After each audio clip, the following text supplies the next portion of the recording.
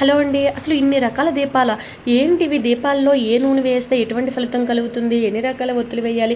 అసలు కూష్మాండ దీపం అంటున్నారు. దేవునికి ఎప్పుడు ప్రసాదంగా కొబ్బరి కాయ అనేది నైవేద్యం సమర్పిస్తాం, ఎందుకంటే అది ఎవరు ఎంగిలి చేయరు కాబట్టి. కానీ కొబ్బరి చిప్పలో కూడా దాని నిండా నూనె వేసి రకరకాల నూనెలు వేసి ఒత్తులు వేసి వెలిగించడం, కూష్మాండ దీపం, బూడిద గుమ్మడికాయలో దీపం, ఉసిరి కాయల్లో దీపము, నిమ్మడప్పల్లో దీపం అంటున్నారు. అసలు పూర్వం నుంచి వచ్చింది మట్టి ప్రమిదల్లో పిండి దీపమేనండి.